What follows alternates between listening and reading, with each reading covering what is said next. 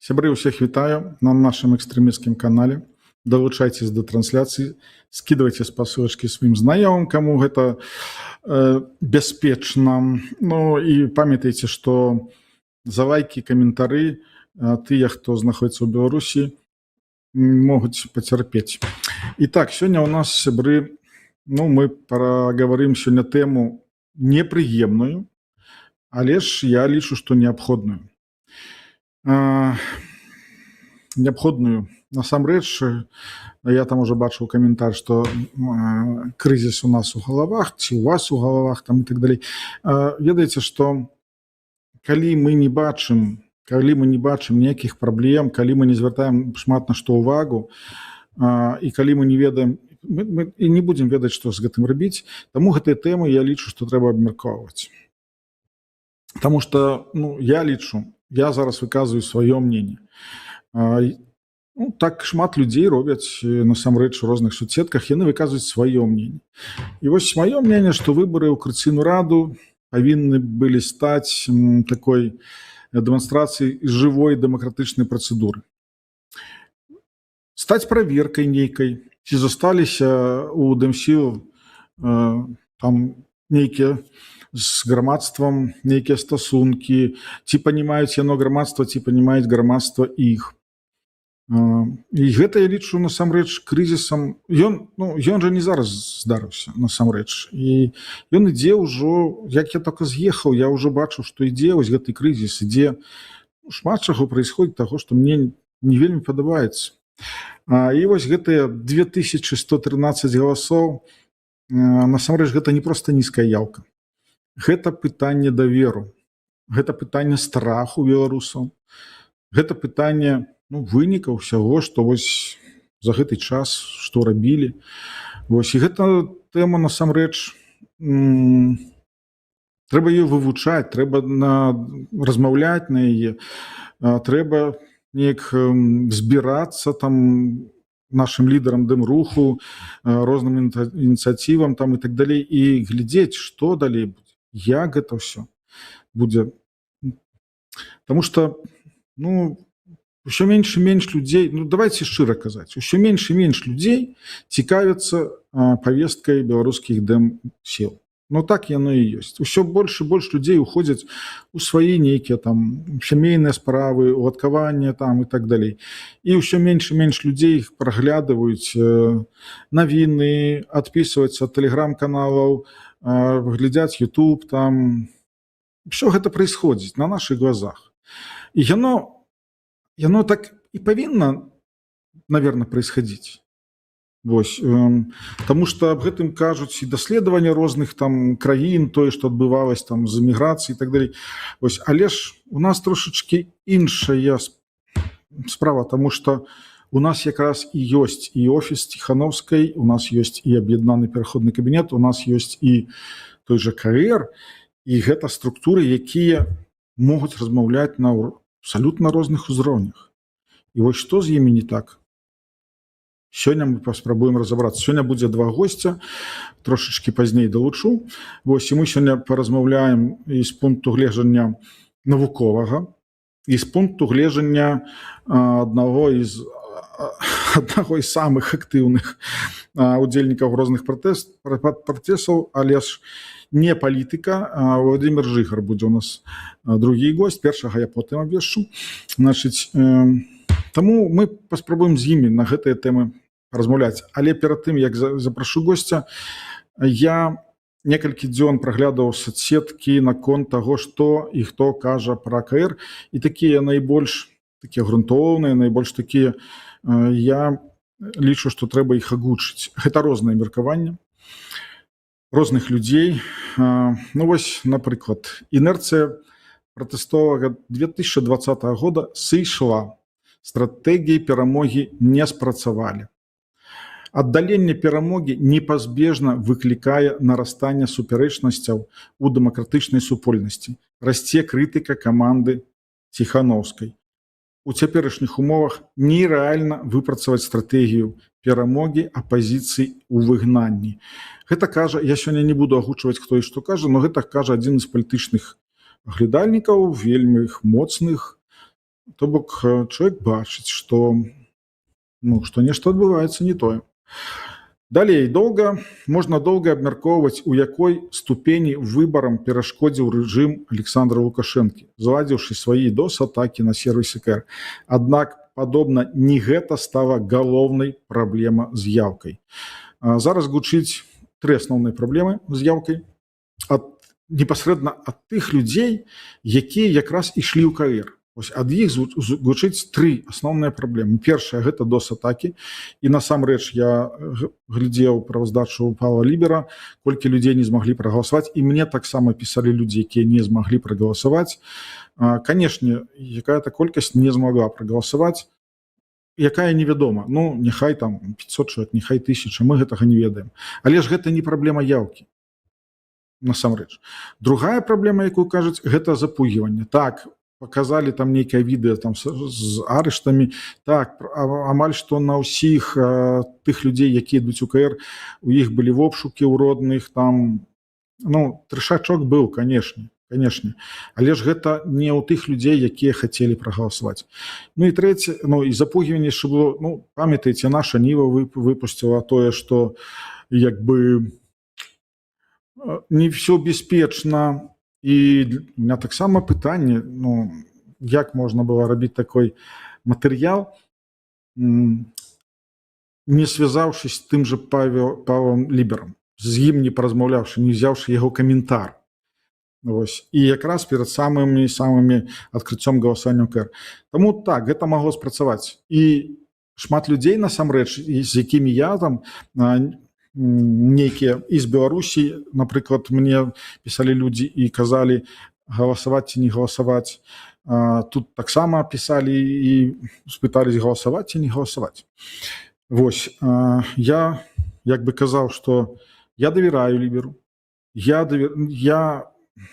канешне, не на 100% упэўнены, што зліва не будзе, але ж я казаў, што я яму давераю. Калі вы лічыце, што ваш голас патрэбен, галасуйце. Но гэта было не з беларусамі. Беларусам ўсё ж такі я раю не галасаваць. І чаму я вам патлумачу? Таму што адна справа, што не будзе зліва дадзеных, другая справа, што людзі не заўсёды умеюць карыстацца, потым все пачысціць. Просто могуць прагаласаваць і потым недзе там у сваёй прыладзе застацца нейкія сляды, і з-за гэтага могуць быць праблемы. Далей, зараз я скажу, хто гэта кажа. Я быў аптымістам, я ў гэта свята верыў, але прыход быў меншым, чым я спадзяваўся. Гэта кажа пабрыўшыся налыса Арцём Брухан, які прайграў спор. То бок спікер КР думаў, што будзе больш за 5000 галасоў, а іх, ведаеце колькі. Так? І вось ён узяў прыклад з Марго Ворыхавай і вырашыў, што трэба пахадзіць лысым нейкі час. Я не ведаю, правда, Марго спорыла, ці ей так патрэбна было. Не ведаю. Вырашыў пабрыцца. То бок мне гэта кажа аб тым, што спікер КР таксама не бачыў якіх-то праблем. Нейкая вось гэтая сувязь з грамадствам, яна нейкім чынам адсутнічае. І гэта праблема. Далей, вось такой цікавы быў пост. Я адзін з тых, думаю, шматлікіх беларусаў, якія не галасавалі на выбарах у Кацыйную раду прынцыпова і маючы для гэтага практычную магчымасць і усведамляючы гэтую магчымасць. І далей чалавек піша асноўнае. Прычына разумення таго, што з часоў нацыянальнага ўздыму 2020-2021 года прамінула шмат часу і умовы радыкальна змяніліся. Нягледзячы на ўсе складанасці, і цяпер засталась немалая сфер, у якіх беларусы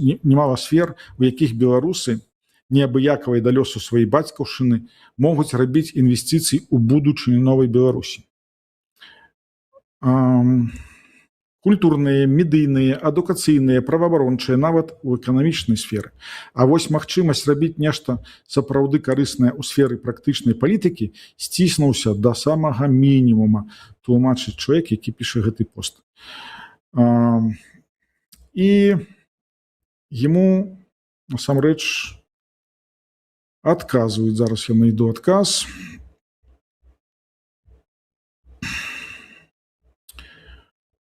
Так, зараз я найду. Прям там у каментарах быў адказ, які мне таксама цікава. Значыць, тут праблема не ў тым, што КР ёсць інстытут беларускага дэмакратычнага грамадства, што ёсць КР насамрэч з'яўляецца інстытутам прызнаным, значыць, на міжнародным узроўні. Таму гэта не забаўлялка для ўнутранага карыстання. Праз КР фармулюецца стаўленне да беларускага грамадства. Калі грамадства дэманстрыруе ігнор гэтага інстытуту, гэта непаспешна адбіваецца на спрыяльнасць усяго беларускага грамадства. І гэта ўспрыяццё ад такога стаўлення да сваіх інстытутаў, на жаль, не палепшаецца. Ну і далей там тлумачыцца, з якімі там рознымі інстытуцыямі КР можа працаваць, дэлегаты КР. І далей ідуць такія прапановы. Таксама пост я сёння пабачыў, шмат хто кажа там, ці трэба галасаваць, ці не трэба галасаваць, там спрачаюцца паміж сабой. І вось я пабачыў одну прапанову. Значыць, скараціць колькасць депутатаў у 2-4 разы. У Люксембургі жыве 681 тысяча чалавек, а ў іх парламенце 60 прадстаўнікоў. Навошта нам 80? Прызнаць, што на сённяшні дзень КР рэпрэзентуе не ўсю беларускую нацыю, а толькі тую частку, якая мае мажлівасць удзельнічаць у палітыке. Я лічу, што гэта так і ёсць. І я думаю, што таксама тыя, хто прыйшлі ў КР, вельмі добра панімаюць, што насамрэч яны якраз і есть галаса гэтых 2113 чалавек.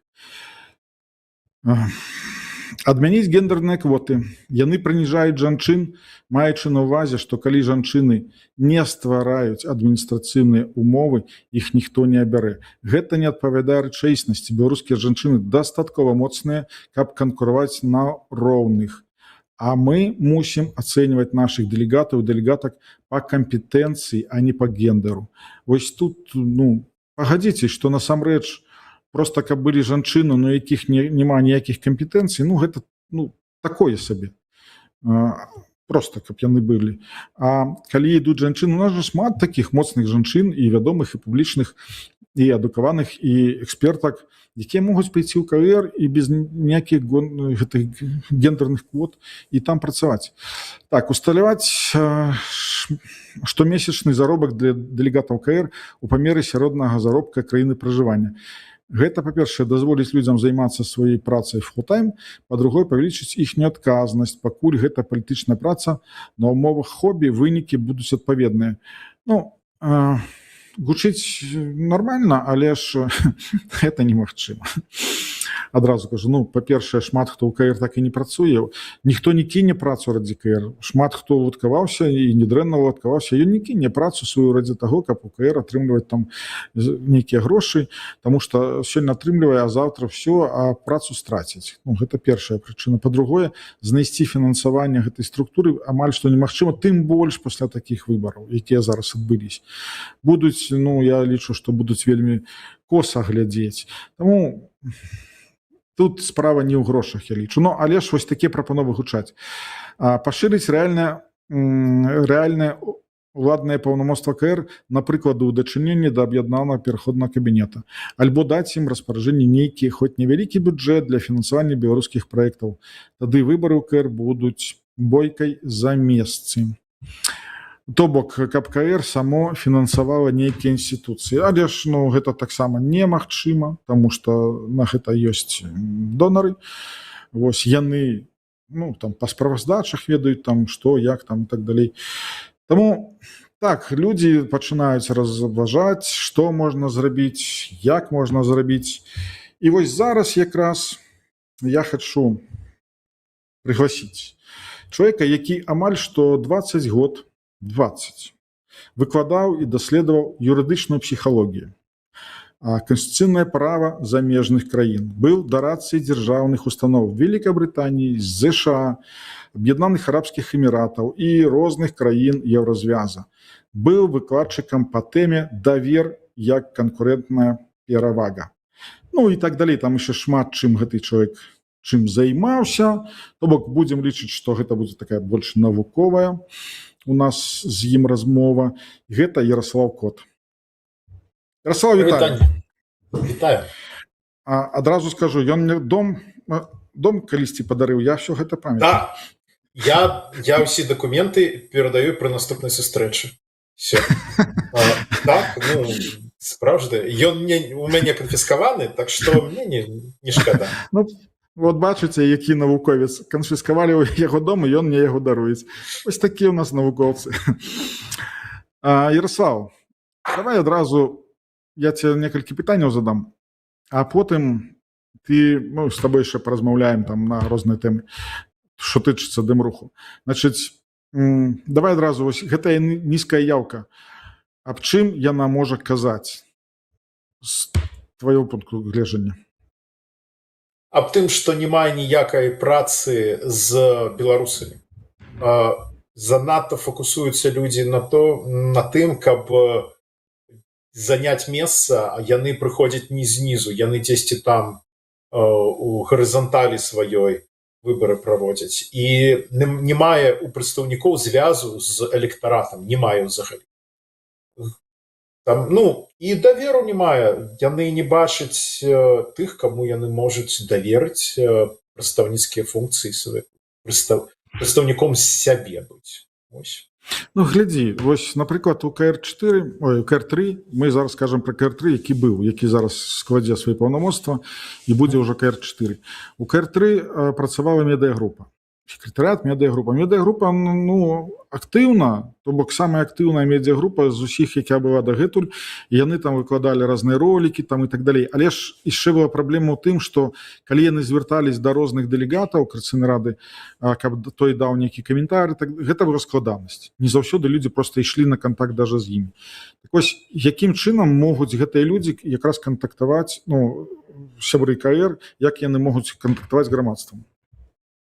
Вось на прыкладзе практычным кажу. Вось у мяне ёсць досвед працы рэгіянальным каардынатарам міжнароднай асацыяцыі распрацоўшчыкаў гульняў. Гэта бізнесовая праца была ствараць асацыяцыі індустрыі і дапамагаць актыўнасць. Ярослав, я тебя пераб'ю. У меня некое зависание там произошло. Еще раз повтори, я ничего не понял, что ты кажешь. Так.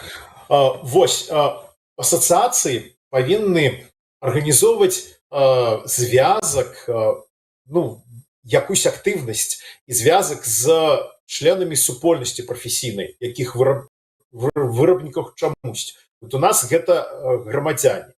І ў маркетынгавых кампаніях ёсць тыя, хто занимаецца піарам, гэта медыа-каманда, а ёсць тыя, хто займаецца кам'юніці-менеджментам. Гэта непасрэдны звязак з электаратам.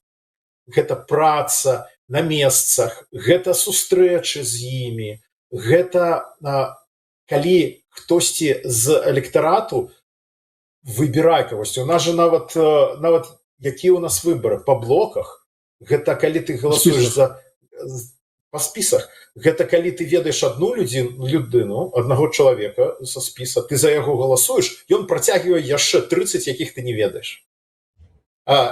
І все.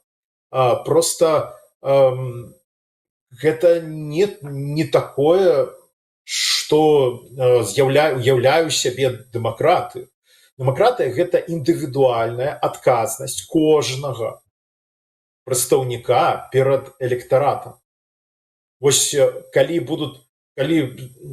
мы не павінны, гэта у нас менталітэт такі савецкі яшчэ, радзянскі, как называюць.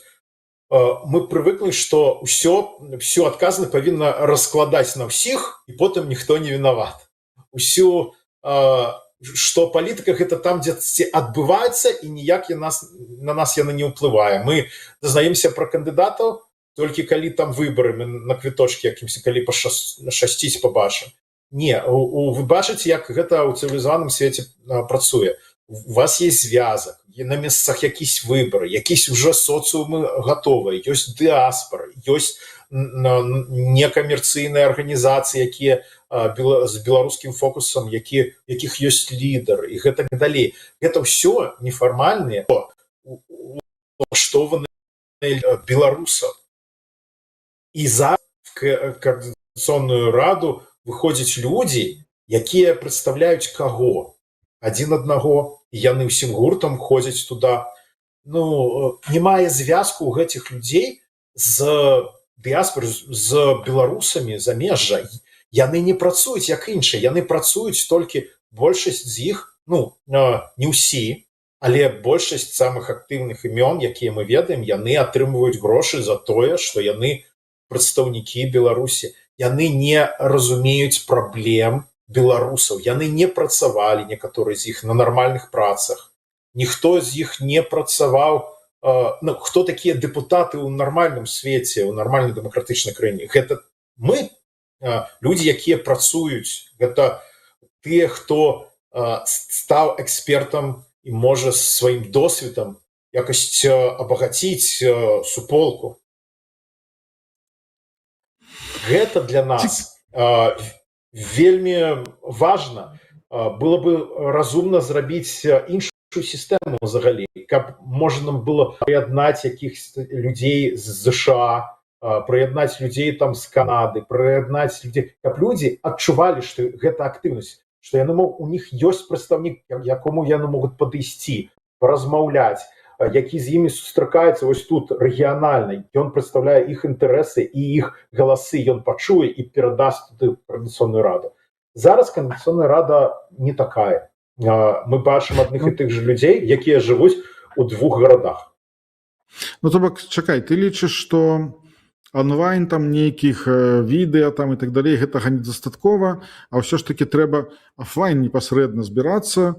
Даже калі на сустрэчу прыйшло 5 чалавек там, ці 10 чалавек і так далей, ўсё роўна трэба неяк гэта рабіць.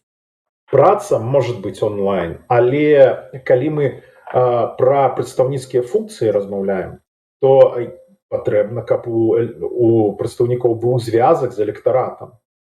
Гэта ўжо паехаць туды, там сустрэцца, там Сюржук Докушев, он аб'ехаў усіх, музыка наш беларускі, з усімі стрэўся. За яго б яны прагаласавалі больш за 2000 за аднаго, там што ён ім усім уже іграў, пеў там дзесьці. Яго яны ведаюць. Не, ну музыка гэта музыка, гэта трошачкі ўсё ж такі іншы, чым палітык. Рэйган быў акторам. Не, гэта не іншая, чым палітыка. У першай Координаційнай радзе была пісьменніца. А чым гэта адрозніваецца?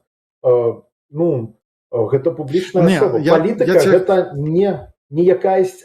Мы павінны зразумець, што палітыка гэта не якаясь асабістая індустрыя. Гэта ўсе. Ярослав, я тебе трошечки про іншае, я тебе трошечки про тое, што к музыке прыйдзе больш людзей, таму што яны ведаюць, што яны будуць слухаць музыку, а да палітыка прыйдзе менш людзей, таму што, ну, гэта не так цікава, можа быць. Палітык гэта не прафесія зараз асабіста ў беларусаў. Палітык, ну, есть у нас Тихановская палітыка, тыя, хто ёй дапамагае. Яна поўнасцю сваё жыццё пасвяціла гэтаму, і дзякуючы ёй у нас ёсць прыхаваліся якісь бонусы, якія у нас прыбралі бы пасля ўторгнення. У нас щось такое пазітыўная дынаміка ёсць. Да, не ўсё яна робіць там ідэальна, яна навучаецца, яна імкнецца щось зрабіць больш. Вось яна прафесійны палітык. Адна. Іншыя, гэта, ну, не ўсе палітыкі. Гэта і блогеры, гэта і вядучыя, гэта і якісь эканамісты, і адно, другое, трэцяе. У нас больш палітыкаў нет. Ёсць тыя, хто працуе за гранты, щось робіць, але калі ў іх немає іншай прафесіі, як эканамісты і так далей, ну, ёсць бюро, кваліфікаваная група, якія даследаванні робяць па эканоміцы Беларусі, вельмі кваліфікаваная. Але ж не яны ж у Координаційнай радзе. Ну, ёсць Белпол, які тоже не маў у Координаційнай радзе. Добра, ну, давай такое ж пытанне. Ну, Белпол вырашыў, што мы больш у палітыку не ўдзельнічаем, але ж нам палітыка цікава. Чаму я раблю гэтыя стрымы? Таму што мы ведаем, што мы залежым у тым ліку ад таго, што адбываецца ў палітычным полі. Але ж мы не палітычныя, мы больш экспертныя гульцы гэтага поля. Давайте такое пытанне з падкавырачкай. Глядзі, перамога кааліцыі «Латушка» і «Рух за свабоду». 42%, то бок вялікі адсотак. Так вось, патлумач мне, гэта рэальнае ўзмацненне, то бок калі яны набіраюць больш галасоў на 7%, чым у прошлых выбарах, ці наадварот, калі памятаць аб тых лічбах, якія былі ў тым КР за іх прагаласавала больш, чым зараз за весь КР, за ўсе спісы. І вось як гэтыя цифры можна было патлумачыць? Гэта ўсё ж такі ўзмацненне, ці калі прагаласавала за іх нашмат менш, чым у той раз, гэта наадварот, зніжэнне? Гэта добрая арганізацыя фракцыі Павла Латушка. І 2000 гэта іх праца. Ну вось як размаўлялі, вось я бачу там вельмі добра гэта расказаў той жа Кныровіч. Ён пісаў, што ну калі ў кожнага 150 сябраў, ну так, калі кожны просто сваіх сябраў запытае, колькі ў яго там людзей было у спісе. Кожны з іх просто раздзяліце колькасць людзей, вот зараз 32 там у яго блоку выйграла, а было нават больш. І калі вось просто раздзяліце 2000 на 32, колькі людзей, просто кожны з іх павінен быў завлечь. Які ў іх бюджэт на маркетинг, іх ведаюць, прыгнаць, якісь давер ёсць, і іншых не ведаю. І з часам яны бачаць, хто трымаецца, і людзі галасуюць. У нас шкада, што вельмі добра, вось вы уже цытавалі Міколу Дзідка, як я пачуў каментар. Не здавай нікого. Не, ну, я думаю, што ён не супраць, ён же публічна... Не, ну, конечно, не супраць. Но сёння я просто шмат каго цытаваў, таму я вырашыў не казаць, хто кажа і што кажа. Так, но ён же таксама напісаў, калі вот цікава, як ён пабачыў нашы дземсілы, калі ён выйшаў. Ён же, вось ён займаецца палітыкай, ён заўжды займаўся гэтым, і нават калі там быў, я яго ведаю яшчэ, калі ён школьнікам быў. І цікава, што ён пабачыў, што зрабілі зноў з палітыкі якуюсь такую групу, у якой непрыемна і нецікава знаходзіцца тым, хто можа штось зрабіць. І людзі выходзяць, яны выходзяць адтуль. І вось мы уже і разам таксама размаўлялі, і мне не заўжды прыемна щось там інтэрв'ю якось даваць, таму што я ведаю, што я можу якось экспертызай дадаць, там прагульні, не прагульні, якім я там 30 год надаў, там і 100 кніг напісаў, там і на топовых мировых канферэнцыях выступаў. Но я ведаю, што гэта нічога мне не дасць, акрамя негатыва і якосці актыўнай злапамятнай групы людзей. То бок, Ярослав, я пераб'ю. Чакай, то бок ты лічыш, што шмат хто, ну, акрамя, ну, і ты себе прылічваеш у тую чаргу, значыць, шмат хто мог бы больш абгрунтавана, больш, ну, скажем, прафесійна абмяркоўваць розныя праблемы, розныя пытанні, але ж яны не выходзяць у паблік, таму што ім это не патрэбна, акрамя хейта яны нічога не атрымаюць. Ты зараз пра гэта кажаш? Ну, конечно, тыя, хто... Я ўжо бачыў гэта, як гэта адбывалася, і з другімі арганізацыямі, якія праваліліся, якія щось рабілі, і з бізнесовымі суполкамі, якія, у якіх не было жадання зрабіць асацыяцыі, а яны называліся асацыяцыі, а рабілі якісь недабізнес-клубы.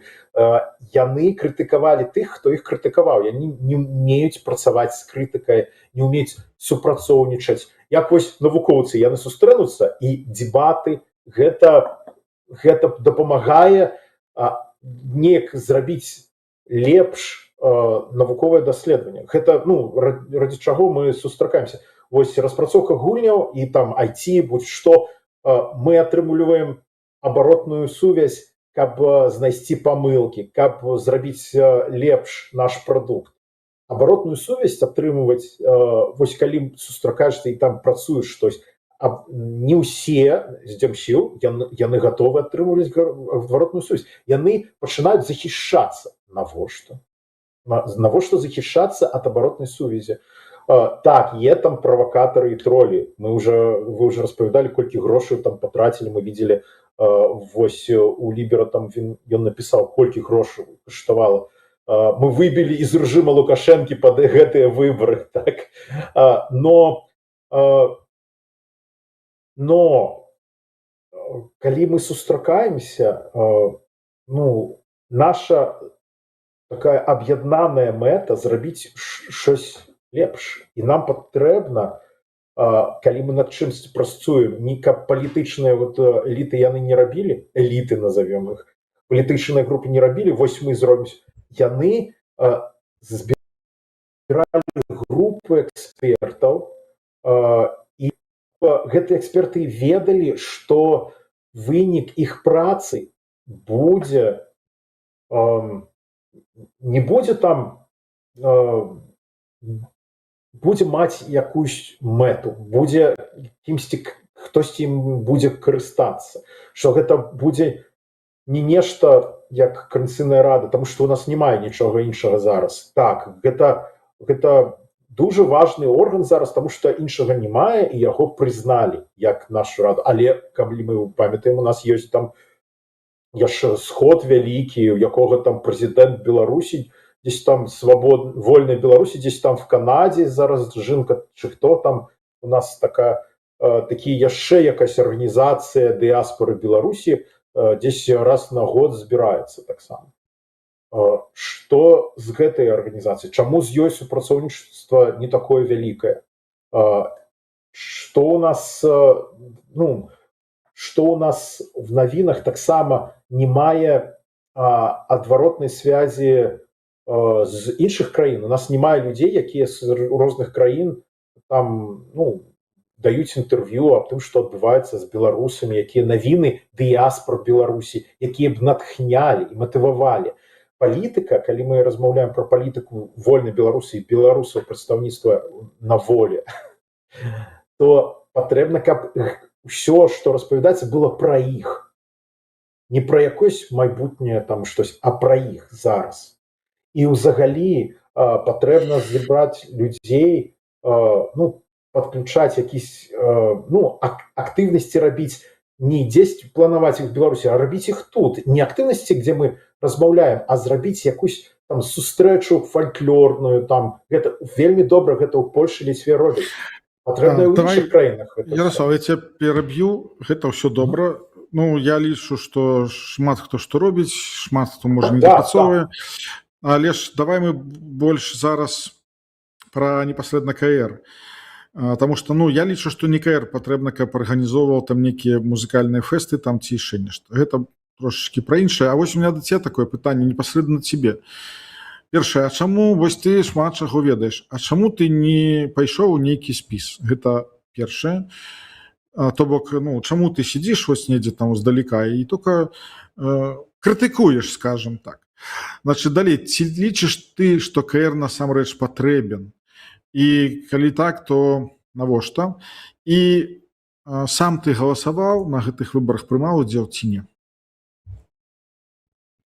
На гэтых выбарах я не галасаваў, таму што я не ведаў нікаго, за каго я мог прагаласаваць. Я пабачыў незнаёмых людзей.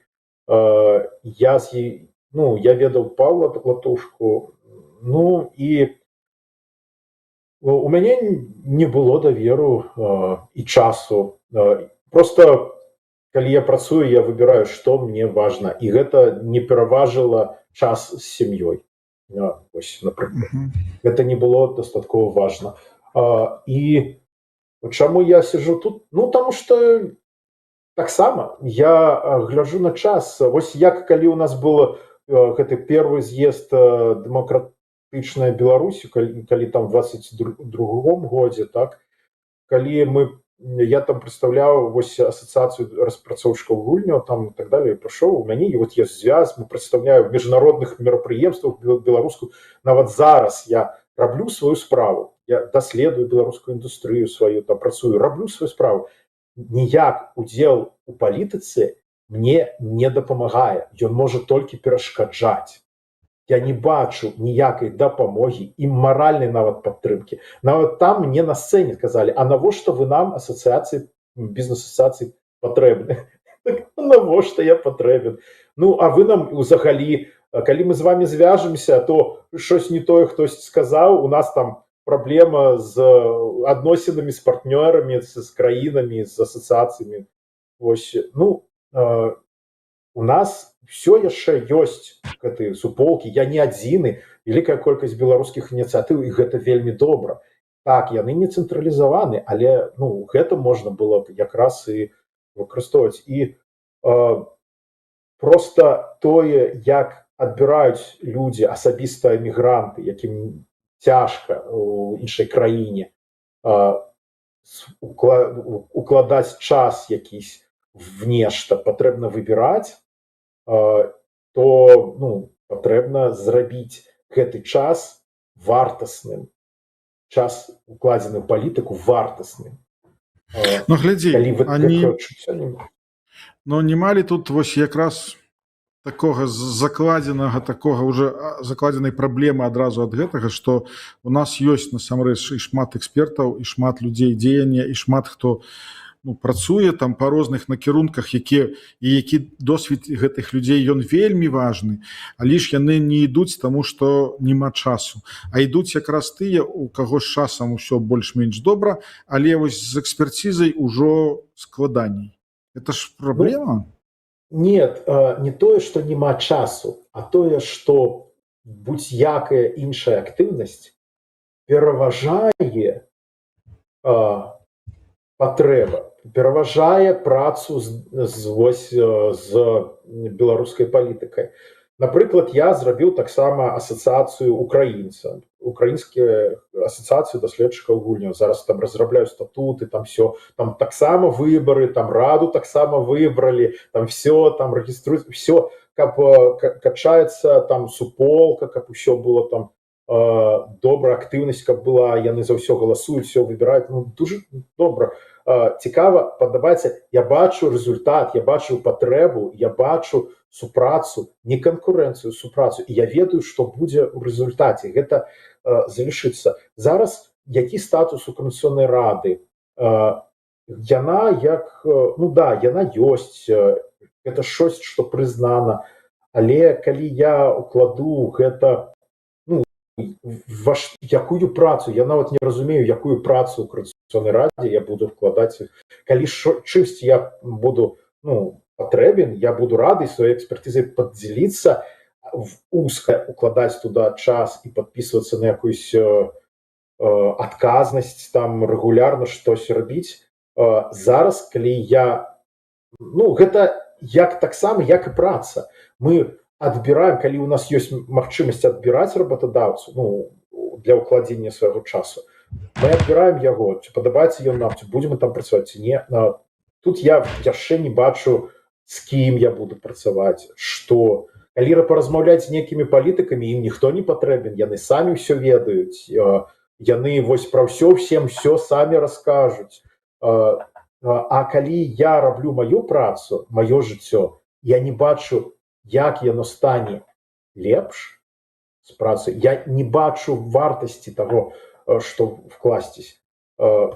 Так, як і любому беларусу, у мяне ёсць жаданне быць якімсь палезным і дземсілам таксама, але я можу просто быць палезным беларусам, рабіць кансультацыі, арганізоўваць нейкія мерапрыемствы, як я і раблю там сацыяльных пражэктаў, там хакатоны, друкаваць кнігі, даследаваць беларускіх даследчыкаў, перакладаць на ангельскую мову, там чаго толькі мы не робім. Даследаваць індустрыю, прадстаўніцтва беларускай індустрыі в эміграцыі на міжнародных конкурсах, там іх намініраваць. Я свой вклад раблю, і я можу яго рабіць, мне для гэтага дэмсілы не патрэбны, а ім не патрэбен, ну, я не адчуваю патрэбы, што ім патрэбен я. Нічога проста не зменіцца. Ну, можа, гэтым і ёсць складанасць, што шмат, вось як ты зараз кажаш, шмат тут так разважае, што кажаш, што я ім не патрэбен, а яны не патрэбны мне. І якраз вось магчыма ли гэта зрабіць ці не, і як гэта зрабіць, каб былі патрэбныя адзін адному. Вось, і калі гэта можа сёння будзе маё апошняе пытанне. Значыць, і калі насамрэч казаць пра КР, якія рэформы, якія варыянты рэформ магчыма было б там правесці, каб насамрэч стаць патрэбным беларус патрэбен КР увесь час, не толькі ў той перыяд, калі адбываюцца выбары, а КР патрэбна беларусам. Што б, як ты лічыш, што б можна было прапанаваць? Звязак з беларусамі большы. Патрэбна, каб беларусы бачылі ў КР сябе, сваіх людзей, якіх яны бачаць, такіх як яны, а не проста адну і тую ж групу, не одну і ту ж, там много новых людзей, якія актыўнасць, якія імкнуцца щось змяніць да лепшага, і ім вялікі такі глыбокі паклон, але людзі гэтага не бачаць зараз. Зараз КР гэта як такая Vanity Fair, што ли, ярмарка тщеславия, так вось, не ведаю, як па-беларуску гэта сказаць. Просто зараз добрыя справы робяцца не публічна, а калі патрэбна будзе дапамога, вось патрэбна зразумець і прадэманстраваць, чым Координационная рада можа дапамогчы, чым не можа, вось, допустим, офіс Ціхановскай. Калі патрэбна будзе якась падтрымка там беларускага земсіл, так лягчэй пайсці Ціхановскай, абаснаваць яе дараднікам, што патрэбна, якусь ліста якогось там падтрымкі, там надаць магчымасць там напісаць, што пры падтрымке офісу Ціхановскай, і гэта будзе хутчэй, якасней, і нічога іншага. Што можа даць удзел і дапамога Координационной рады? Што яна можа вось даць? Вот што яна можа надаць? Чаго не можа офіс Ціхановскай? Не ведаю, насамрэч, хаця я быў у 2 КР, і гэта складанае пытанне, і яго пытались. У меня было такое адчуванне весь гэты час, шчыра кажучы, што інстытуцыі, там структуры нейкія, еўразвязы амерыканскія прызналі КР. Гэта быў фундамент прызнання. І потым пачалі думаць, а як гэта выкарыстаць? Прызнанне ёсць, а што з гэтым зрабіць? А не адварот, якраз што было адразу, вось мы можам рабіць гэту працу, прызнайце нас. Вось, можа яно памылковае, але ж я вось бачу так.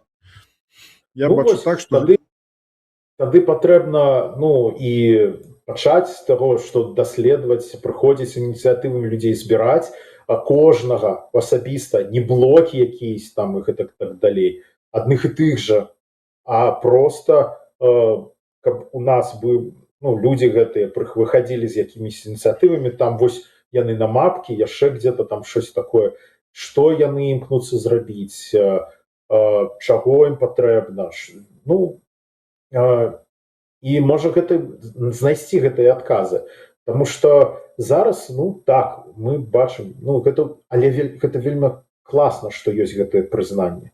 Але што з гэтым рабіць, гэта галоўнае пытанне. І калі зможам на гэта адказаць і прадэманстраваць, і зрабіць щось з гэтым, прадэманстраваць якусь функцыю, і яшчэ прынесці гэта ў краіну розных дыяспор, дзе мешкаюць беларусы, каб яны гэта адчулі, гэта было б яшчэ круче.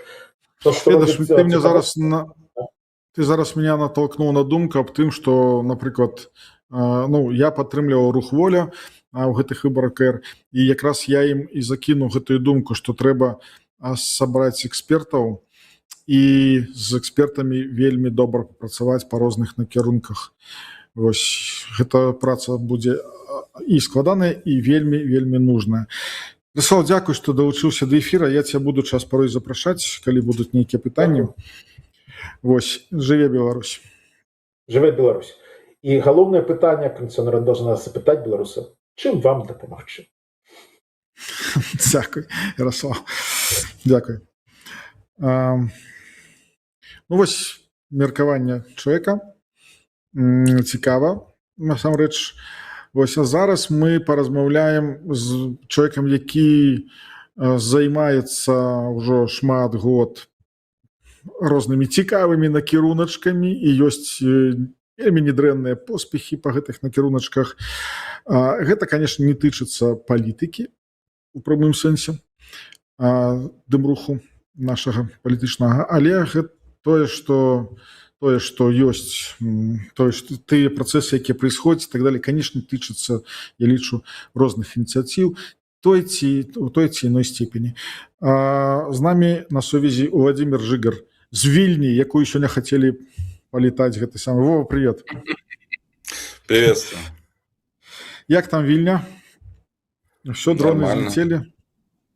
Да. Нормально. Итак, ты готов со мной абмеркаваць вынікі выбораў КР? Да. Ты что-нибудь про них ведаешь? Скажи широ.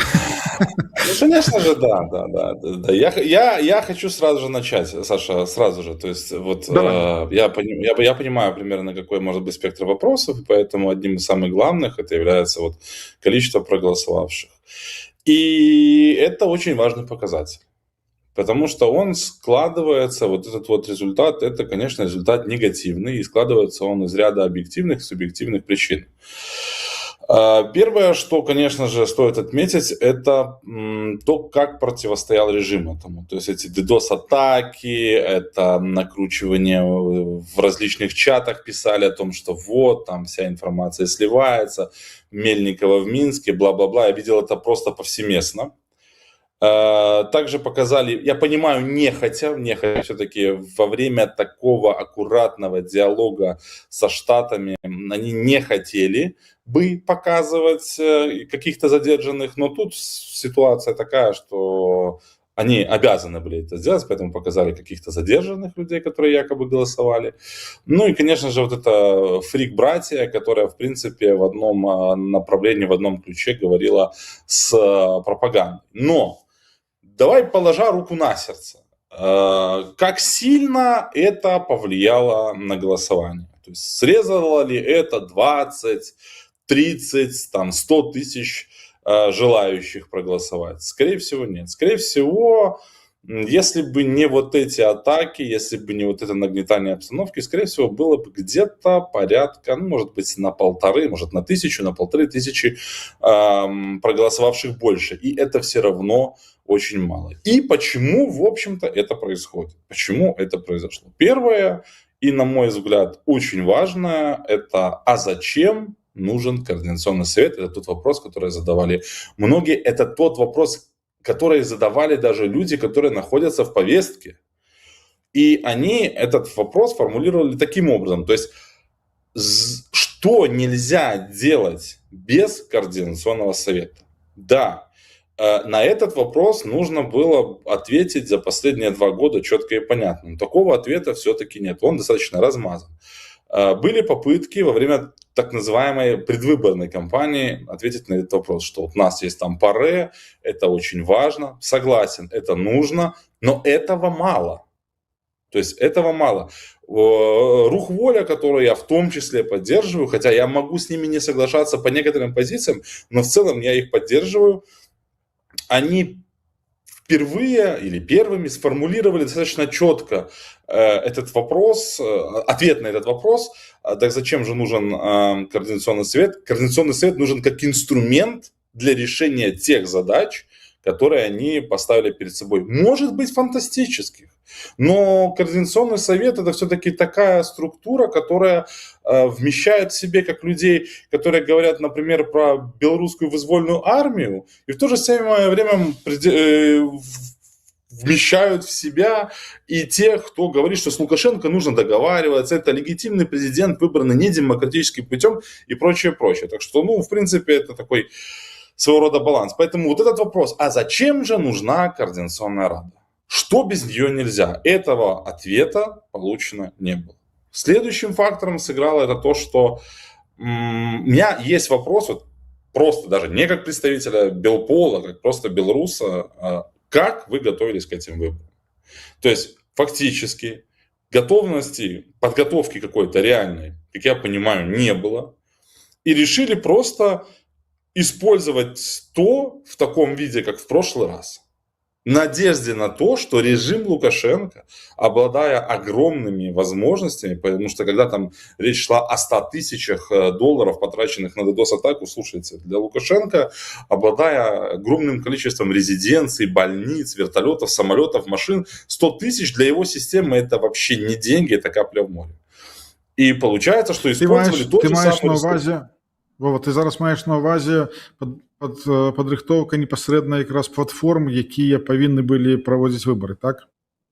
А платформа ли? То есть мы фактически решили сделать то же самое, что было в прошлый раз, надеясь, что это даст больший результат, при этом сам режим никак не будет противодействовать этому. То есть 2 года принято было, что режим никак не готовился, как этому противостоять. Оказалось, что этому противостоять достаточно легко, не только атаками, но и постоянными вот этими вбросами про безопасность, о том, что вот задерживают. То есть этому противостоять оказалось легко. И вся подготовка, ну, фактически, которая должна была идти 2 года, она, по-моему, вообще особенно не проводилась. А если проводилась, то только последний промежуток времени. Это тоже отторгает людей. То есть первое, это то, что, значит, режим свою в лепту внес. Второе, это непонятно зачем Координационный совет, что нельзя без него делать. И третье, это то, что подготовка была достаточно слабая, то есть уверенности у людей не было. Ну и четвертый фактор, он может быть не решающий, но важный. Это все-таки работа СМИ. Мне, вот лично мне, было достаточно мало информации. Я понимаю, в прошлом стриме все было четко объяснено, что это не кликабельно, что это много людей не читают. Но есть такое вот понятие «надо». Очень мало белорусов, на самом деле, очень мало белорусов участвовали реально в настоящих выборах, участвовали в настоящем голосовании демократическом, где твои голоса считают, где ты можешь действительно влиять на ход событий. И уделить внимание вот этим выборам нужно было больше. Понимаю, не кликабельно, но это нужно. Вот мы, люди, там, кто-то больше был в системе, кто-то меньше в системе. Но все-таки у нас вот этот есть момент, когда надо. Ну, мы понимаем, нам это не нравится, но мы должны это делать. Должны и все. Через не могу, но мы должны это делать. И здесь вот этой информации о Координационном совете, каких-то креативных подходов, креативных решений попросту не было. Все шло по такой достаточно очень спокойной, накатанной. И вот это привлечение внимания людей через СМИ, какое-то, повторюсь, креативно, оно могло втянуть еще больше людей, которые отошли не так давно, скажем так, от поездки. Могли подтянуться люди, которые вообще не участвовали никогда в демократическом движении. И если брать вот все вот эти факторы, если бы они были реализованы, то я уверен, голосующих было бы намного больше, и легитимности было бы намного больше. И, кстати, тоже очень многие публичные люди, в том числе, говорили, что да, нет, не надо, там, Координационный совет-то ни о чем. И я вот сегодня на фоне вот ситуации в Литве, дроны, там, заявления президента Украины Владимира Зеленского, сижу и думаю, что а представьте, завтра что-то поменяется, и условно начнется полномасштабное вторжение с территории Беларуси. Фактически, единственной прослойкой между тем, чтобы вот посчитать Беларусь, белорусов абсолютным злом для всего Европейского Союза там, или для стран НАТО, будут именно вот эти органы, типа ОПК, Координационный совет. И важно ли нам было бы, чтобы в эту ситуацию эти органы были бы больше репрезентативны, ну, то есть, чтобы было больше людей, проголосующих, чтобы под ними было больше возможностей. Конечно же, важно. И поэтому, на мой взгляд, любой публичный человек, сильно, там, среднепубличный, очень публичный человек, какой-то, не знаю, медийный человек, он должен был бы призывать к этому. Потому что от того, какое количество людей участвует в этих выборах, как это все развивается, в действительности вы не знаете, что, может быть, через некоторое время будет решаться судьба, в том числе, всего государства. И лучше бы, чтобы здесь под пластом Координационного совета его держало большее количество людей, нежели чем там 2130 там, с чем-то людей. Понимаешь? То есть вот это вот 2600. все в совокупности. 2113. Ну, згоден, Ладно. конечно, я просто, ну, так скажу, што я размаўляў з нейкімі з рознымі людзьмі, якія там робяць, якіх там шмат праглядаў робяць, там могуць рабіць нейкую там і стрымы і ці, напрыклад, відосы там і так далей. Мне казалі так: тэма КР не цікава, нам важны прагляды, нам важны падпісчыкі, у нас ось з фінансаваннем там все складана, таму каб донары не адвярнулись, нам патрэбны цифры там і так далей. Таму не, мы КР асвяшчаць не будзем. Яна насамрэч як бы і не цікавая, але ж якраз ось, калі глядзець на ўсё стратэгічна, такім чынам мы зараз глядзім, то бок мы зараз робім нешта вось прям зараз, а тое, што будзе ў будучыні, та як будзе, так і будзе. Вось, і стратэгічнага такого мышлення асоба і нема. Но, глядзі, но насамрэч таксама на гэта спрыяе тое, што ты зараз сказаў, навошта патрэбна КР.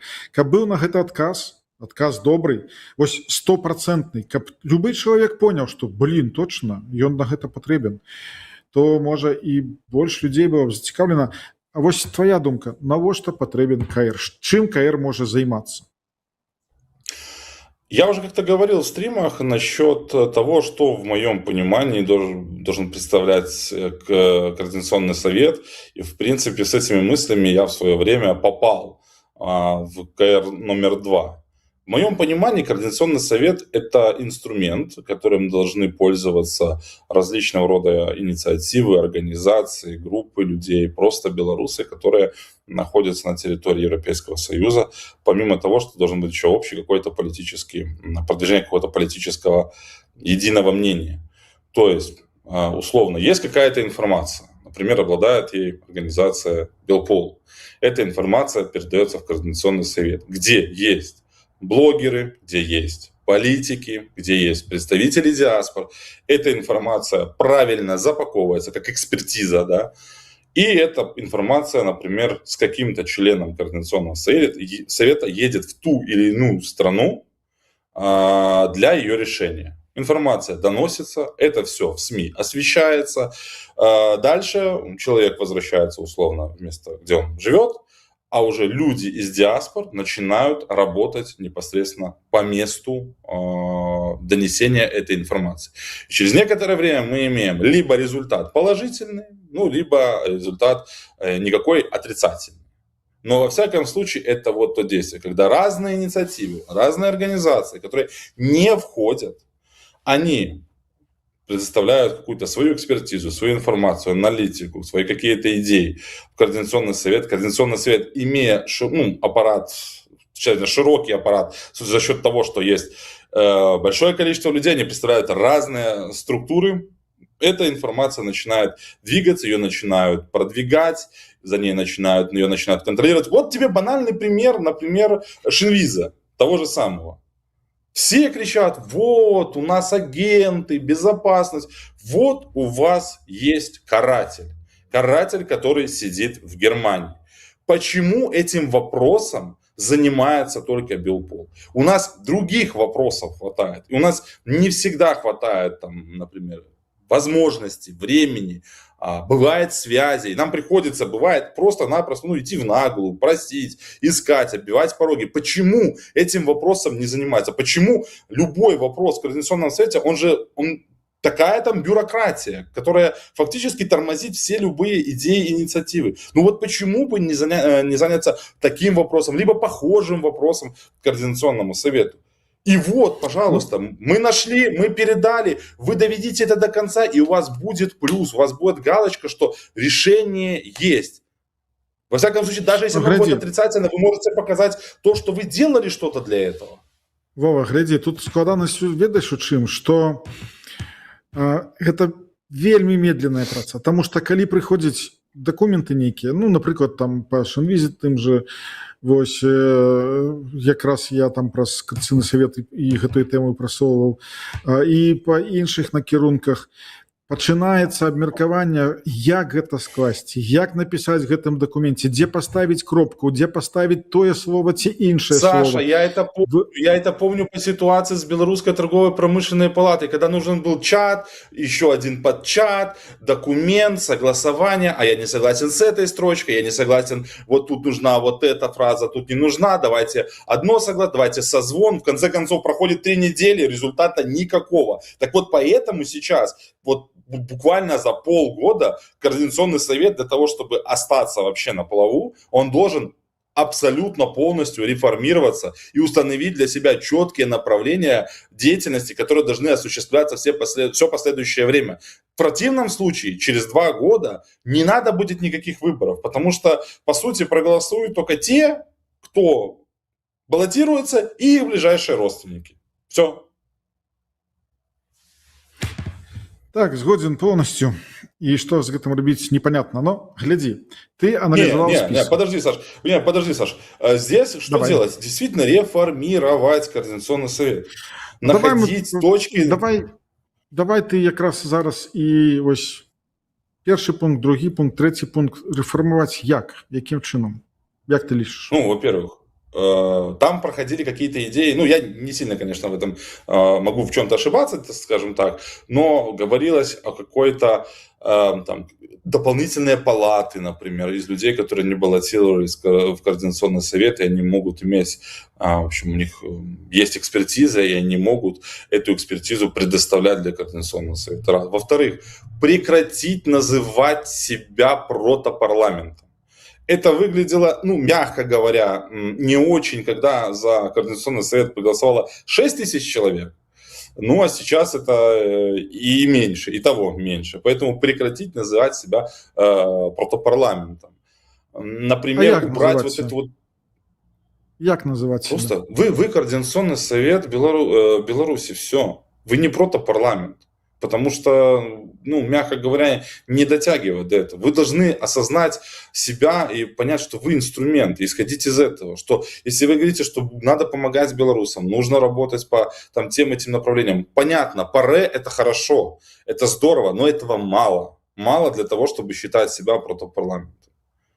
И нужно поставить для себя, обозначить четкие, понятные и больше-меньше досягаемые цели, которые должен выполнить именно Координационный совет. Не структуры, не какие-то отдельные, а именно Координационный совет сообща. И я бы, честно, помня второй КР номер 2, убрал бы все эти фракции и так далее. Ну, потому что это, я понимаю, это выглядит интересно, ну, с одной стороны, да, там политика, там все дела, фракции, мы за тех, мы против этих, но сейчас это не нужно.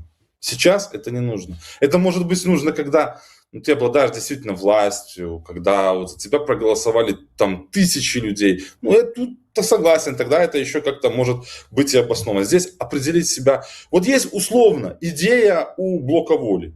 Да, воля предлагает такую идею. Давайте все вместе соберемся, попробуем эту идею раскачать. Потратим на это 2-3 месяца. Покачали этот вопрос. Ну, никак это не получается. Ну, подключите других экспертов. И у вас есть там какая-то, условно, там, верхняя палата, нижняя палата, неважно.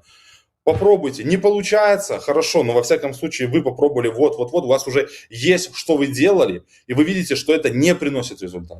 Возьмите, пускай кто-то другой придет с какой-то идеей, и давайте опять все вместе будем работать. У каждого есть какие-то контакты, знакомые, какие-то связи, какие-то возможности. Давайте продвигать эту идею за счет тех возможностей и инструментов, которые есть. А как помнишь, ситуация была, когда писалось письмо по Венесуэле, писалось 3 недели, 4 недели. Ну, это же несерьезно.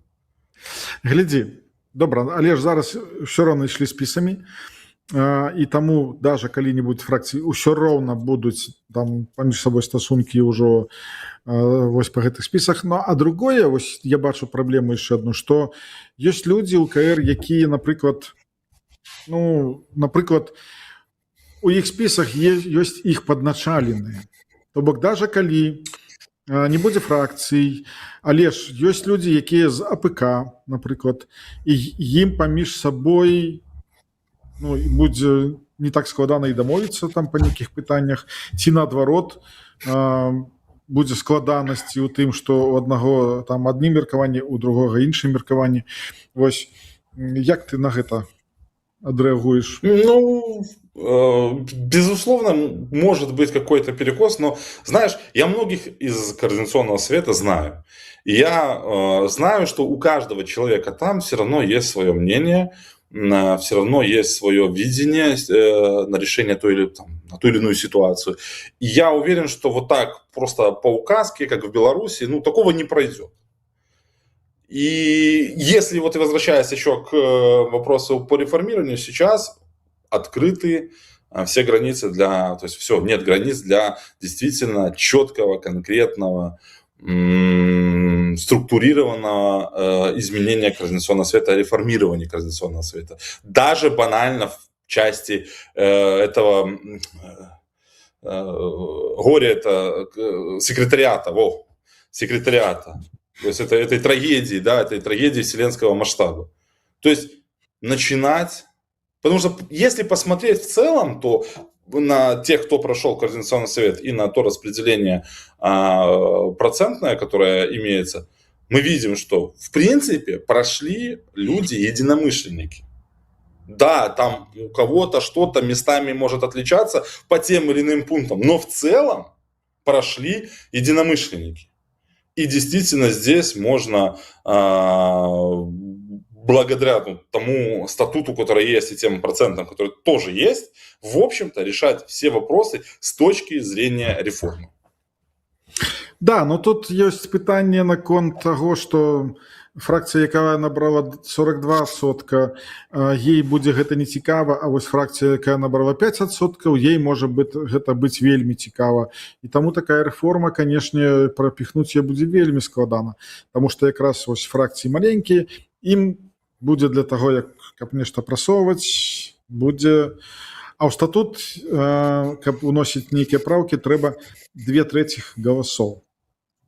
Тому... Но опять-таки, для этого у нас есть средства массовой информации, у нас есть блогеры, у нас есть телеграм-каналы. Эта вся информация должна очень четко, конкретно освещаться. То есть, если есть вопрос, и некая группа людей, за которых отдали голоса белорусы, считают, что это вопрос важный, он, например, не проходит, или там со скрипом проходит в Координационном совете, его нужно выносить в том числе на какое-то публичное обсуждение. И здесь должна быть экспертиза, потому что, ну вот видишь, как поднимаются вопросы с полиграфом, и мне, например, тоже не очень понятно, я не люблю такого, когда там начинают перекручивать насчет того полиграфа, условно, это, как я уже говорил, это один из немногих инструментов, которые у нас есть, и мы почему-то брезгуем и нагромождаем его таким количеством пунктов, которые, фактически делают его нереализуемым.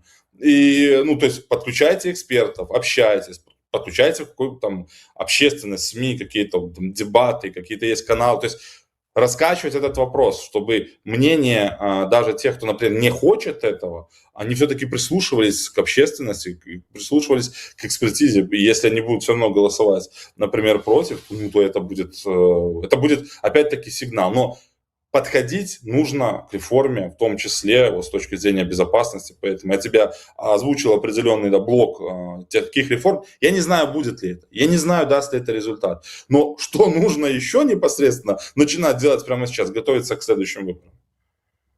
В совокупности с тем, что нужно там определить направление, там цели, интересы, нужно готовиться к следующим выборам. Потому что в следующий раз вот эта схема, она вообще не прокатит и близко.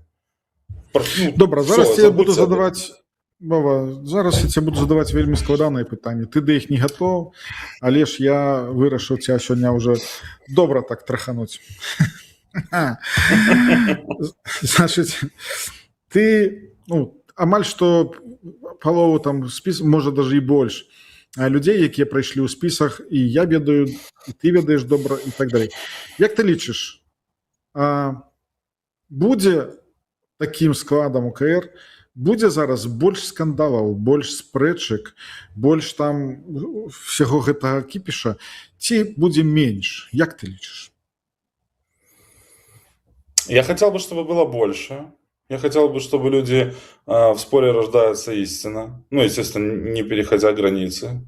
Я не хочу, чтобы это была такая белорусская палатка, где все подняли ручки, есть так точно, там тишина, спокойствие, и слышно, как мухи летают.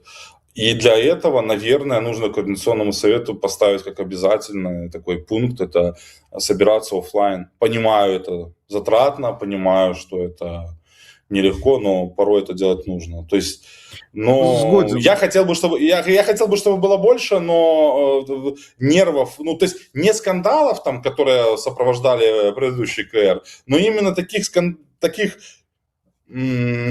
обсуждений, которые бы в конечном итоге приводили к какому-то результату. Я не хотел бы, чтобы было тихо. Глядзі, ось трошечки назад вернусь на контррэформы.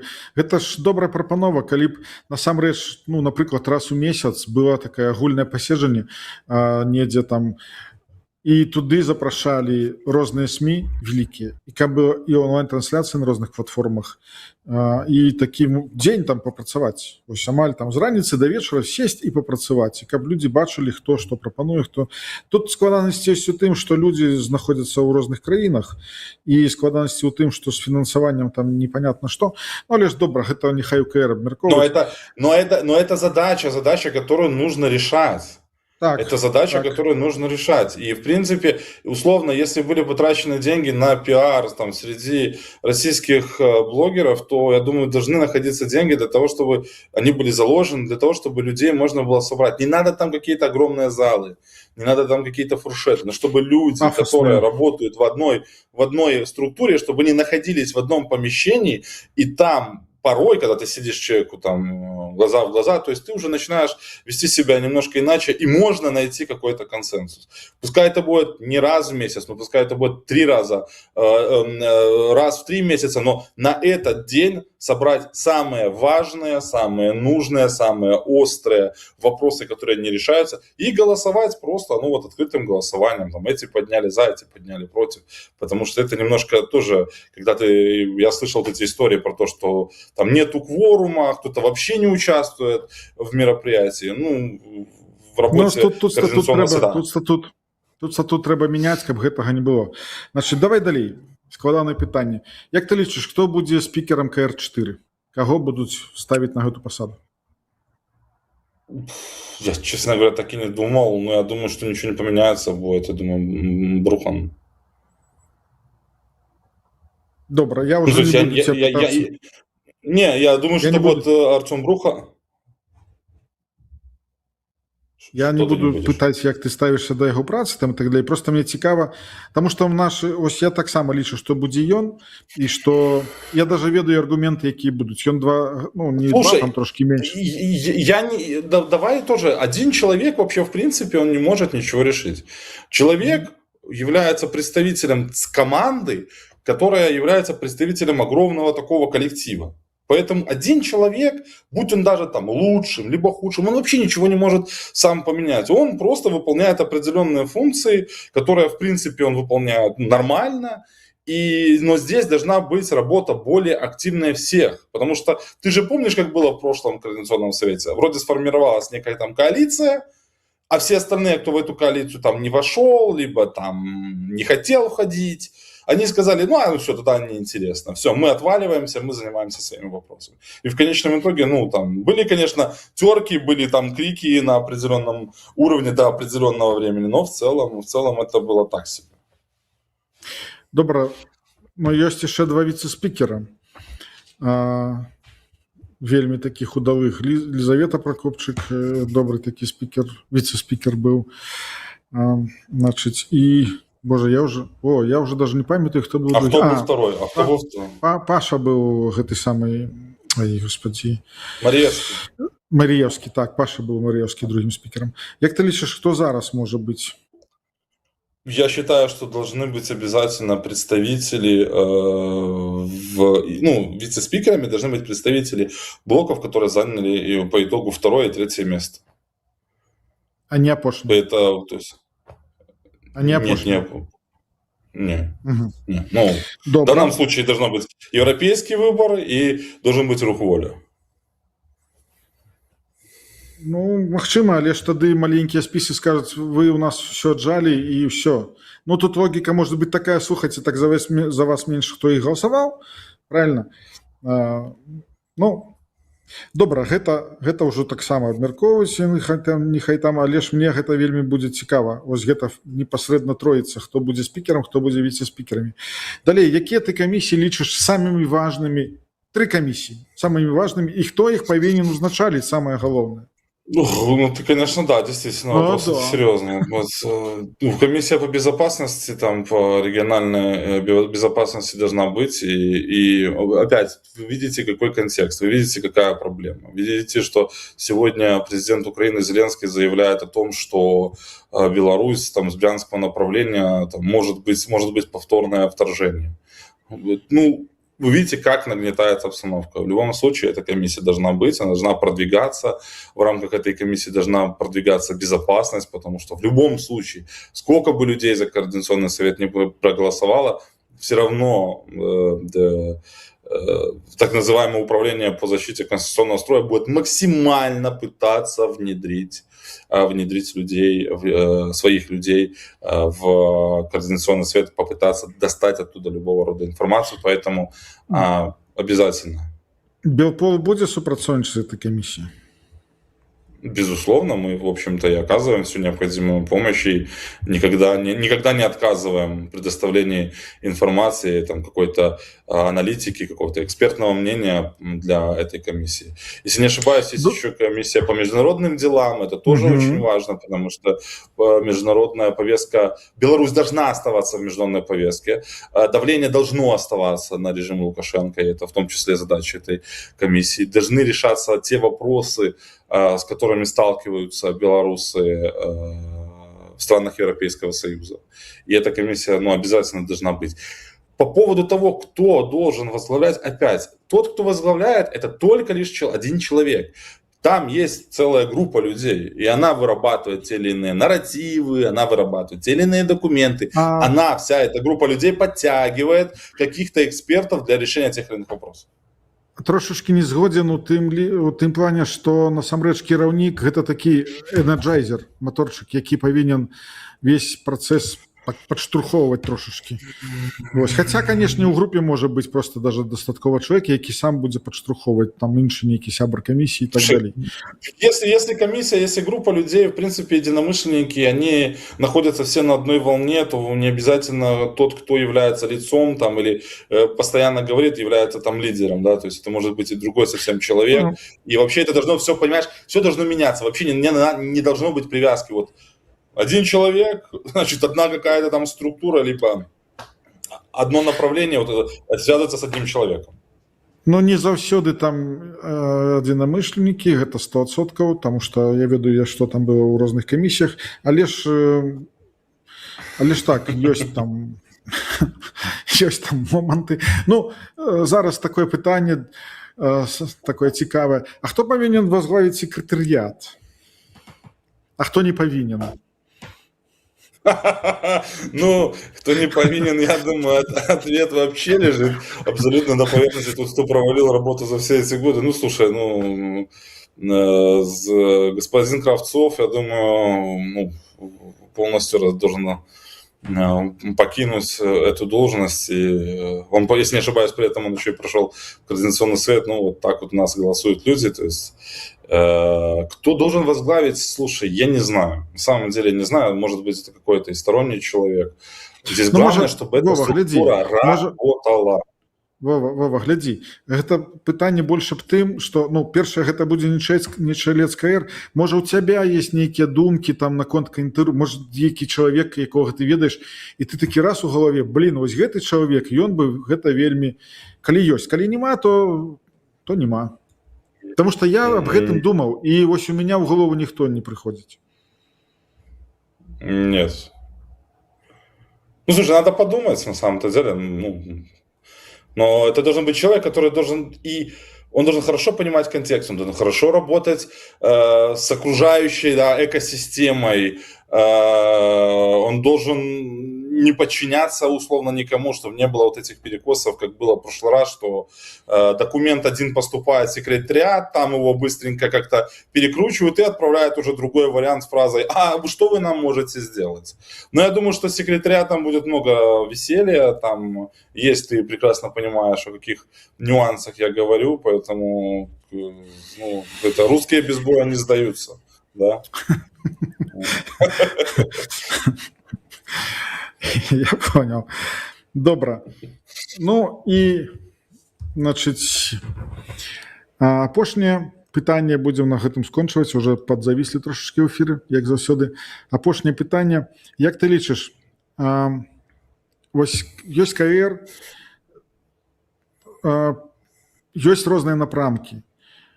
З кім КР, якія структуры ёсць, з кім КР павінна абавязкова пачынаць працаваць, не проста самім сидзець на паседжаннях і там пальцам у носе кавырацца і казаць мы тут самыя вумныя, а якія структуры далучаць, каб гэта насамрэч была экспертыза, каб гэта насамрэч была добра абгрунтавана і каб праца нейкая шла. Какие ну, слушай, все же, конечно же, зависит от вопроса. То есть это какое направление продвигается. Вообще так и должно по логике-то и быть, что какая-то группа, то есть условно какая-то фракция готовит какой-то документ. Это не обязательно, что эта фракция, она может хотеть разработать этот документ, продвинуть его, но это не обязательно, что она обладает достаточной информацией, экспертизой в том вопросе, о котором она говорит. Поэтому она должна призывать экспертов, какие-то организации и подкреплять там свои мысли этой экспертизой, и потом уже, это уже не то, что какая-то фракция, там, за которую проголосовало энное количество людей, это уже некая группа людей, которая вот продвигает эту идею. Если мы говорим о правозащитникам, то, безусловно, должны подключать все правозащитные организации, должны подключаться, я думаю, что в том надо работать более интенсивно с журналистами, и у нас много талантливых журналистов с ними, и понятно, что немногие хотят публично участвовать во всех этих моментах, но все же Белпол, пожалуйста. У нас есть великолепные ребята рабочих, у нас есть великолепные ребята сообщества железнодорожников в Беларуси. Подключайте эти различные структуры, да вы получаете различную информацию. Там, повторюсь, рабочий рух имеет огромное количество информации по поводу того, что действительно происходит сейчас на земле с точки зрения рабочих.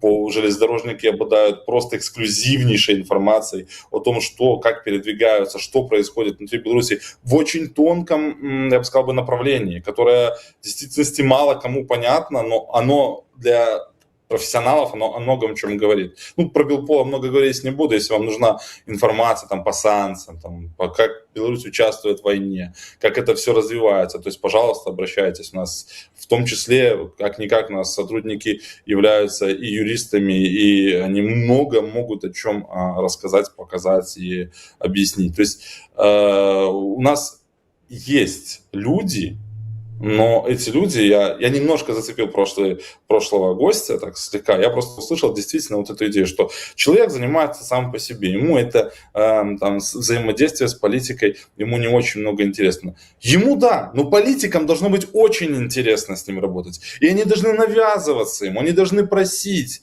и они должны его как-то заинтересовывать, и в конечном итоге результат и профит будет больше. Может быть, там не намного, но он все равно будет больше, а это лучше, чем ничего. Поэтому у нас есть, очень активно, конечно, работать необходимо Координационному совету с Украиной и максимально интегрироваться с Украиной в том плане, что у нас общий враг, мы должны кооперироваться, мы должны подхватывать нарративы друг друга. То есть там тоже есть определенные эксперты, которых можно задействовать. У нас есть политические аналитики, их тоже можно привлекать. Люди есть, было бы желание. Ну вось на гэтай добрай ноце мы з табой скончым, таму што я таксама лічу, што у КР якраз і патрэбна адна з першых, што патрэбна зрабіць, гэта зрабіць такі аналіз усіх і людзей, і ініцыятыў, якія могуць насамрэч працаваць на будучыню нашай Беларусі, і гэта все можа паспрыяць у тым ліку і працы самой КР. Дзякую, што далучыўся. Добра ця там у Вільні все справы зрабіць, і на сувязі з табой. Жыве Беларусь. Жыве вечна. І так, сябры, зараз будем сканчваць, але ж глядзіце, гэта адзін з апошніх стрымаў непасрэдна ПКР, то бок вынікі трэба было абмеркаваць. Я буду рабіць стрымы з рухам воля. Абавязкова буду з імі рабіць. Я не ведаю, як часта, там, напрыклад, можа раз у месяц, можа 2 разы ў месяц. І гэта будзе стрымы аб тым, што яны робяць непасрэдна. Вот тое, што мы сёння абмяркоўвалі, што трэба нейкая сувязь, трэба, каб тыя людзі прыйшлі, якія ў КР, адказвалі на пытанні, распавядалі, чым яны займаюцца. Таму я гэта буду рабіць, і яны у тым ліку будуць распавядаць, а што там, ну, увогуле, там, што там у той нарадзе фракцыі, там, ці там, як ідзе праца, там, па розных камісіях, там, і так далей. А зараз я зусім хуценька пагляджу пытанні і паспрабую на іх адказаць. І яшчэ раз, тое, што я кажу, гэта маё меркаванне. Гэта не меркаванне нейкай групы людзей, гэта не меркаванне там нейкай структуры, гэта маё меркаванне, і яно можа быць памылковым. Я яго проста выказваю, як я лічу, а потым яно можа змяніцца, калі я там нешта даведаюсь больш дакладна пра тое ці пра іншае.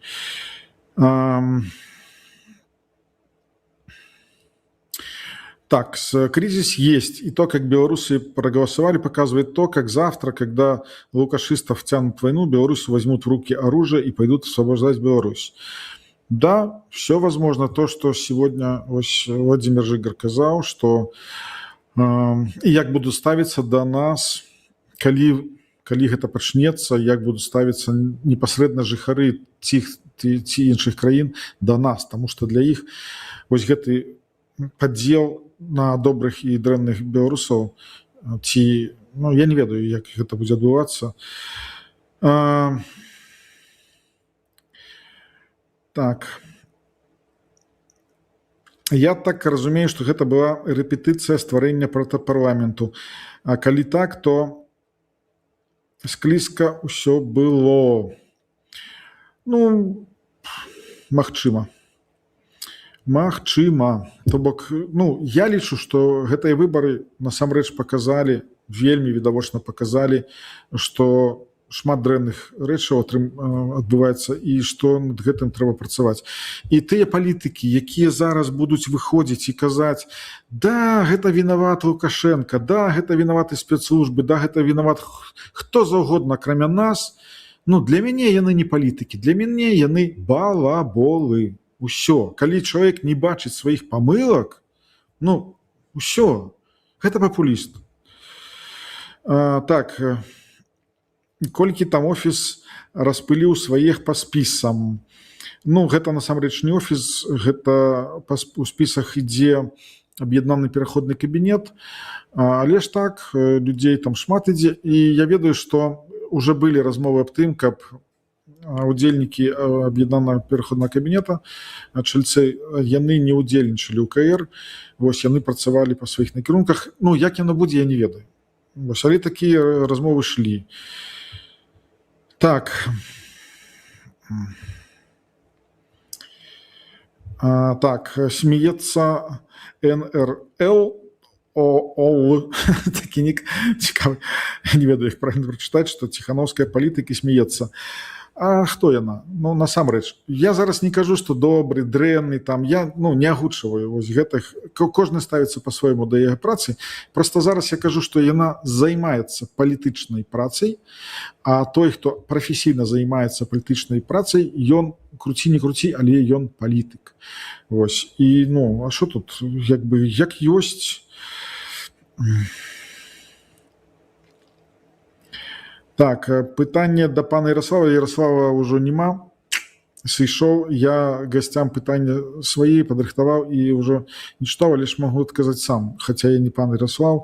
Якое стаўленне да нас ты лойкі як прафесіяналкі? Ну, яна, наколькі ведаю, прафесіяналка ў праваабарончай дзейнасці. Я не ведаю, што яна рабіла ў праваабарончай дзейнасці. Насамрэч, ну, працавала там па нейкіх накірунках, таму я не магу ацэньваць яе працу. Я проста ведаю, што Ярослав Кот таксама наўрад ці бы адказаў на гэта пытанне. Так, далей... Вось кажа Ярослав, пайсці да Ціхановскай, а куды ісці, дзе яна знаходзіцца? Ну, гэта ж не тое, што ісці прам вось там до хаты там погрукаться и сказать примите меня. Наколькі я ведаю, я ні разу не удзельнічаў у гэтым, но наколькі я ведаю, есть там нейкая там прамая сувязь там з беларусамі, там адказы на пытанне, нешта такое існуе, але ж я дакладна нічога вам тут не магу сказаць і не ведаю. Вось і ну я на гэта паўспрыяць ніяк не магу, канешне, каб гэта было. Але ж ведаеце, той же КР мог бы гэта пытанне вырашаць, напрыклад. Напрыклад, вось прымаць там нейкае рашэнне, што вось недастаткова сувязі ў нас з грамадствам і ў тым ліку недастаткова сувязі і ў кабінета і ў офіса. Таму што наколькі вы памятаеце, то зараз КР будзе прымаць удзел у слуханнях і аб'яднанага пераходнага кабінета і слухання офіса Святланы Ціхановскай. Таму гэтае пытанне, конечно, там падымаць можна, але як яны вырашацца, ну я не ведаю насамрэч. Я не удзельнік зараз КР, я не працую ў офісе Ціхановскай, я не працую ў ПК. Вось, хаця сувязь, конечно, шмат з кім ёсць, і у меня ёсць таксама магчымасць нешта распавесці ім, нешта ім там падсказаць, але ну, я ведаю, што я не ўплываю на ну, як ім далей там рухацца і так далей. Маё слово не мае там прям вялікага значэння, то бок гэта як меркаванне можа больш быць успрынята, не больш таго. Так. Владимир Кисляк пишет, нужны конкретные действия по остановке преступлений преступников, арест, ликвидация. Там Владимир, вы гэта самае у сэнсе гэтым КР патрэбен займацца там арыстоўваць там і т.д. Мы живем у правовым поле той краіны, у якой мы живем. Вось і гэта будзе, калі там нешта такое зробіць, што вы прапануеце, гэта будзе злачынства па тых непасрэдна законах, якія тут існуюць. Тут ёсць органы ўлады, якія гэтым займаюцца. А мы, беларускія тут нейкія людзі, якія кажуць там уцекачы там і так далей. А мы не маем да гэтага вось нічога. Таму пра гэта даже не трэба і размаўляць. Так, количество проголосовавших было мало. Потому что я знаю нескольких белорусов, которые не смогли проголосовать, хотя сидели на сайте приложения пару дней. Так, у меня знакомый 3 дни не мог проголосовать, покуль не звязался с командой, и яны там уже неяк там дапамагали ему там нешта зрабілі, і ён потым уже там можа на 4-й дзень піша ура, я змог прагаласаваць. Так, гэта пытанне, канешне, было і гэта якраз размова аб тым, што да гэтага трэба было, можа, рыхтавацца больш там неяк. Так.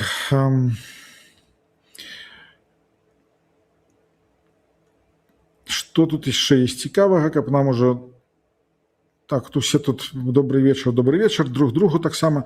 Усім добрый вечар, хто сёння з намі. Так, ёсць пытанне, а навошта нам Варламаў? Гэта ў меня пытанне таксама ёсць. Хто прымаў гэта рашэнне? Ну, я не ведаю. Навошта ён нам? Я не ведаю. Ну, ёсць же і нашы блогеры, напрыклад, ёсць. Ну, напрыклад, самае простае там нехта рэдакцыя. Ці, напрыклад, там, ну, Зеркало тое ж самае, ці Белсат.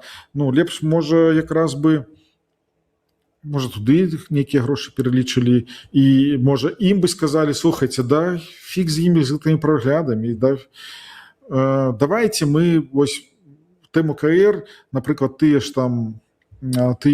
дэбаты там і так далей, давайте мы неяк там больш. Вось мне за тыя дэбаты, якія рабіў, я ні капейкі не атрымаў, шчыра вам кажу, што гэта была мая ініцыятыва, якую мы тым ліку абсудзілі там унутры каманды, што ну давайте зробім трошачкі паказаць, хто ёсць хто там і так далей. І нічога зрабілі. Вось. Хаця, канешне, я не ведаю, насамрэч, паўплывала гэта неяк там на галасаванне, ці наадварот людзі вырашылі не галасаваць. Я не ведаю пра гэта. Так, а навошта нам Лебедзька са Светкай? Вам, можа, і не патрэбны, але ж насамрэч, ну, я лічу, я проста ведаю, колькі робіць Анатоль Лебедзька па парламенцкай працы, і зараз у шмат якіх парламентах гэтага не было. Давайте вось так, калі казаць пра працу. Праца – это то, што не было, і яно стала. Ось, яно само па сябе не з'явілось. І тое, што ў розных краінах ёсць парламенцкія групы за вольную Беларусь, там за незалежнасць, за дэмакратычную, яны так наверное і называюцца за дэмакратычную Беларусь. І то, што ў гэтых парламентах гэтай групы ёсць, і то, што абмяркоўваць, што Беларусь павінна быць дэмакратычна, гэта вялікі кавалак працы. Вось як бы там ні ставілись да ўсяго там, ну ведаеце, опять там ось на грантах сядзяць там і так далей. Ну садзіцесь хто можа і ездзіце і рабіце гэту справу насамрэч. Калі справа добрая, то якія могуць быць пытанні? Вось, калі б справы не было ніякай, да, напрыклад, то фамілія ёсць, а справы ніякай няма. Ну, гэта адно. А калі справа рухаецца, а хтосьці, можа, жадае, каб яна рухалась хутчэй, ці хтосьці жадае, каб было нешта іншае зроблена там і так далей. Ну, гэта понятна, і я таксама. Ось, кажу вам, што я таксама, мне хацелось бы, каб, вось, напрыклад, адзін чалавек вось, больш зрабіў гэтым накірунку, а той чалавек зрабіў больш гэтай. Но гэта мои хацелкі. Мы кожны хочам чагосьці свайго, а як яно будзе? Халера яго ведае. Ну, по крайней мере, такое выказваць ужо незадавальненне, што нешта не атрымалася, як мы аб гэтым там марылі. Ну, гэта трошачки неправільна, гэта нас раскідвае па баках розных. Так, тут яшчэ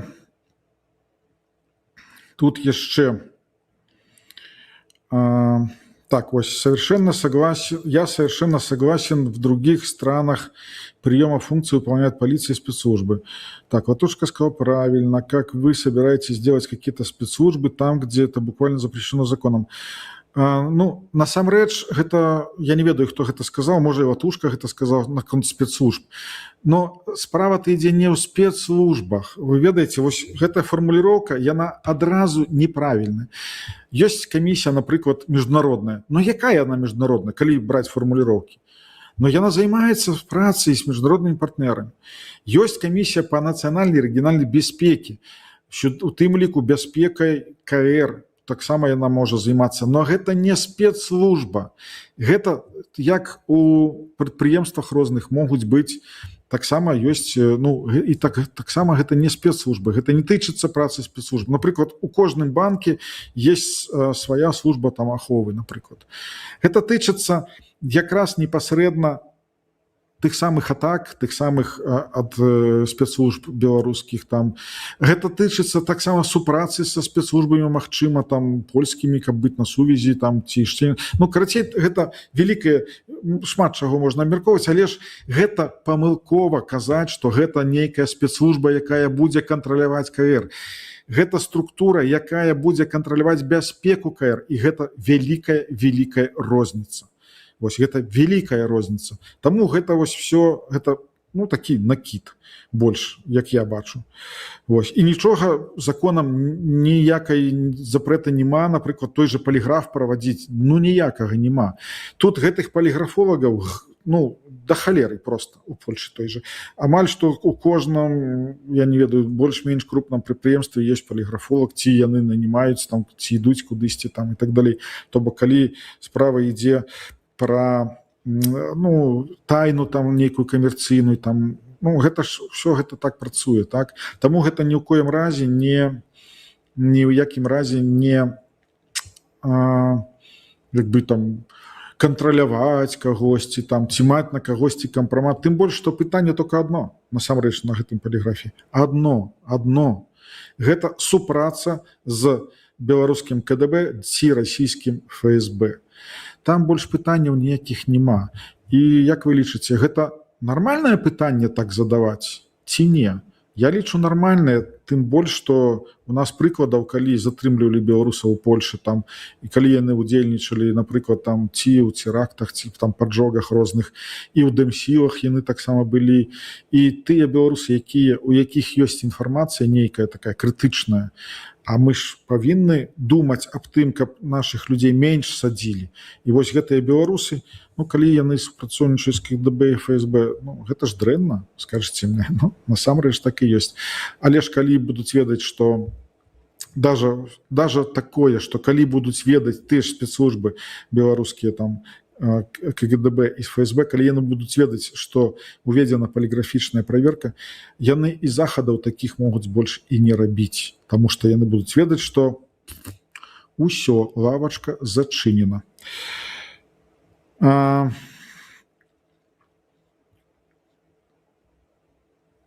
так, ну, так, полиграф не нужен. Вось нехта піша. Ну, давайте так. Кожны ставіцца по-рознаму, што нужно, што не нужно. Гэта справы далейшай КР. Значыць, таму дзякуй за тое, што былі ў эфіры, дзякуй за ваши пытанні. Будзем далей працаваць на тое, каб распавядаць вам, што, як і так далей. І пра КР будзе рух воля, час парой, якія будуць, гэта я ўжо прапаную ім, якія будуць распавядаць пра свае дасягненні ў гэтай працы. А на сёння, сябры, вялікі дзякуй, што далучылись. Жыве Беларусь!